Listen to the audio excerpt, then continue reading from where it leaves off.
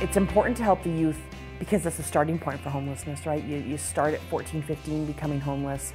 That's what you know, that's the lifestyle you're familiar with. How are you going to change it if nobody intervenes for you? Well, if the youth don't have a safe place to go, then they're left roaming the streets, and they're often caught up in other influences that are on the streets. A lot of them are couch surfing, literally living on the street, park benches, any place that they can find to be safe. The Youth Hub is a mechanism that we've developed that helps us come together, target the needs of these kids, and work together to meet the needs.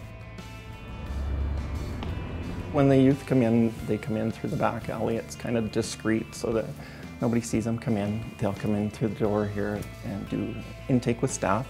That's when they find out if there's any disclosures, abuse, neglect, those kind of things.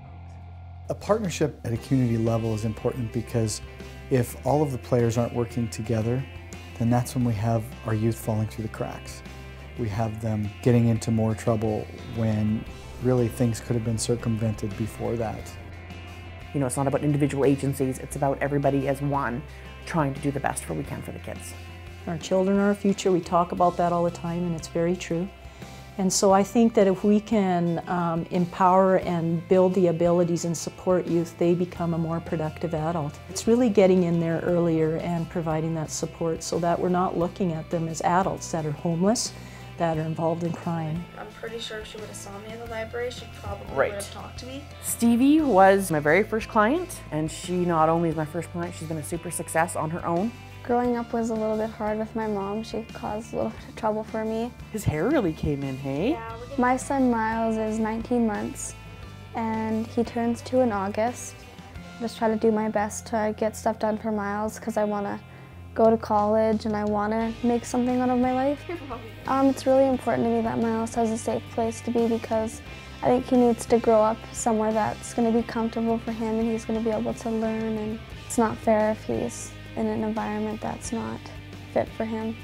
My goals for the future are to graduate, finish college, and I want to be a vet assistant, and then I can have a good career for him. Without the help of Jen and her team, I'd probably be pretty stuck. And I think that as a society and as a community and as a family of supports, we have an obligation to work together and to work with people in need to give them the best quality of life that they could have. I feel it's important that the youth need to know what it feels like to be successful. They need to feel that empowerment, that they are productive in society, that they are successful, even if it's just a small success that they finish grade 10 or they enroll in school, but as long as they can have some success, it's easier to have more success. I am touched by the breadth of impact that we've been able to have because we work together.